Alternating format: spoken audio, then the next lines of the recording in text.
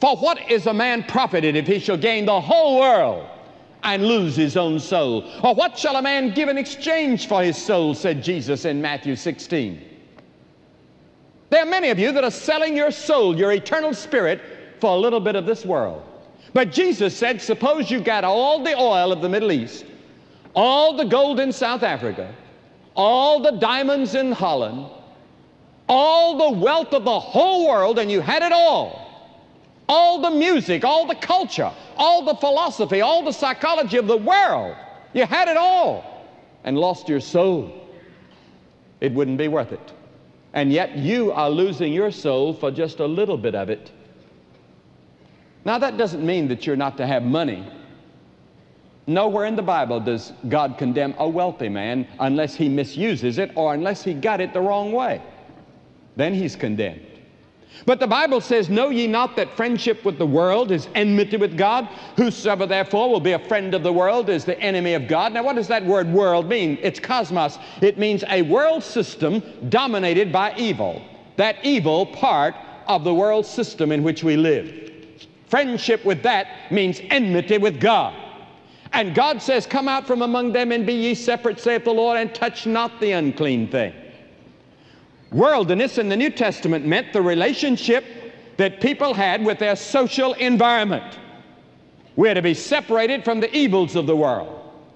Now perhaps you saw those huge pictures on television a few months ago of some 40 whales who for some unknown biological reason beats themselves and died. They left their living environment for one of death and died. And many of you have left the environment of living in the Scriptures and living for God and gone out into the world, and your soul is dead toward God.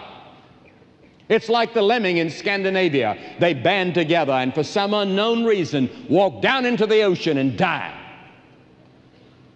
You deliberately bring on your own spiritual death.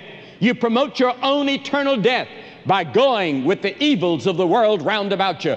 And the world round about you squeezes you into its mold, and it becomes a hindrance to you coming to Jesus Christ, because the Bible says you're going to have to give up the wrong things that are in the world, the lust and the greed and the hate and the prejudice and the materialism part of the world that's wrong.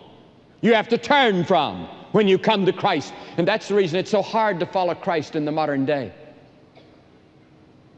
It's not easy to be a Christian. I'm not going to fool you. I would think it's more difficult to be a Christian right now in modern America or modern Western world than any other part of the world. You see, to be a Christian in some parts of the Orient or some parts of the world, you have to really stand for Christ and you have to suffer. But in a country where there's no suffering and no physical persecution, it's rather easy just to slide along, really not knowing Christ, calling yourself a Christian, but not really being a Christian.